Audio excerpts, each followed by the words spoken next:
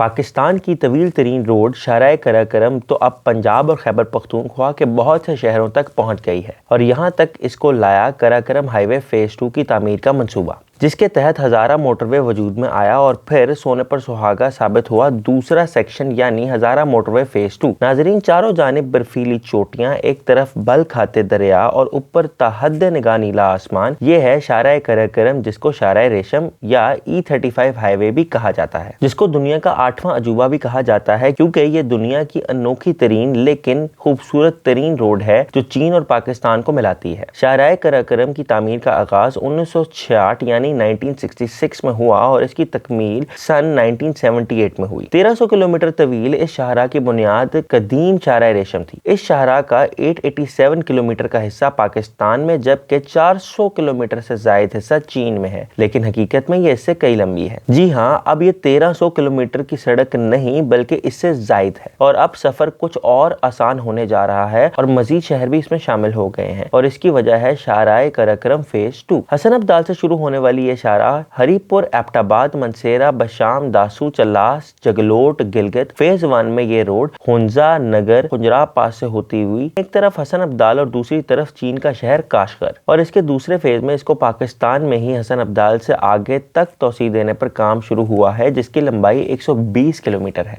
Phase 2 میں یہ حویلیاں اور تھاکوٹ کے درمیان بنائی گئی یعنی یہ قریب پنجاب تک پہنچ چکی ہے۔ فیز 2 میں یہ حسن ابدال کے قریب برہان انٹرچینج جو پنجاب کا حصہ ہے سے شروع ہو کر حویلیاں سے لے کر ایبٹ آباد اور منسیرہ سے گزرتے ہوئے تھاکوٹ تک جاتی ہے جو کہ خیبر پختونخوا کا حصہ ہے۔ اس موٹر وے پر 5 ٹنل ہیں جن میں 2 ایبٹ آباد میں بنائی گئی ہیں اور اس کے علاوہ ایک بٹال اور ایک کرمونگ اور ایک منسیرہ میں بنایا گیا ہے۔ اس کا منسیرہ والا 40 کلومیٹر والا سیکشن ڈبل لین جبکہ بقیہ 6 لین سیکشن ہے۔ یہ منصوبہ جدید ترین ٹیکنالوجی اور ڈیزائن کا حامل ہے۔ یہ سی پیک کے تحت بنیادی ڈھانچے کا سب سے بڑا منصوبہ ہے۔ اس روڈ لنک میں 105 پل، جیسا کہ ہم پہلے بتا چکے ہیں 6 سرنگیں شامل ہیں اور اس کو ہزارہ موٹر وے بھی بولا جاتا ہے، یعنی ہم اس کو قراقرم موٹر وے فیز 2 کے ساتھ ساتھ ہزارہ موٹر وے فیز 2 بھی کہہ سکتے ہیں۔ یہ اس قدر فائدہ مند ہے کہ اسلام آباد سے حویلیاں تک اب آپ صرف آدھے گھنٹے میں پہنچ سکتے ہیں، حتیٰ کہ اس سڑک کے بننے کے بعد اسلام آباد، راولپنڈی اور وادی کاغان کا سفر صرف 4 گھنٹے کا رہ گیا ہے۔ یہ دنیا کا خوبصورت ترین ایکسپریس وے ہے جس کے ارد گرد خوبصورتی دیکھ کر لوگ بار بار یہاں کا سفر کرنے کی خواہش کرتے ہیں۔ شمالی علاقہ جات سے شاہراہ قراقرم اپنی تعمیر سے بھی سالوں پہلے سے سلک روڈ یا بین الاقوامی روٹ تھا جو اس خطے میں چین کے ساتھ سیاسی، سماجی، کاروباری اور دیگر رابطوں کا بڑا ذریعہ ہوا کرتا تھا۔ 1960 اور 1970 کی دہائی میں پاکستان اور چین نے مل کر شاہراہ قراقرم بنائی جسے چین نے اپنی کاروباری نقل و حرکت کے لیے استعمال کیا۔ اب بھی چین نئے ہزارہ ایکسپریس وے کو اپنے کاروباری مقاصد اور رابطوں کے لیے استعمال کرے گا۔ سی پیک کے تحت Karakoram highway phase 2 project China communication construction company کی جانب سے تعمیر کیا گیا ہے، جس سے نہ صرف علاقائی ٹرانسپورٹ نیٹ ورک بہتر ہوا ہے بلکہ مقامی لوگوں کو مالی فوائد بھی حاصل ہوئے ہیں۔ پاکستان کے ساتھ ملحق چین کے جنوب میں واقع صوبوں میں چین نئے صنعتی شہر تعمیر کر رہا ہے۔ اسی طرح ان علاقوں سے اگر مصنوعات کو دنیا بھر کی منڈیوں تک پہنچانے کے لیے چین کی بندرگاہ تک پہنچائی جائیں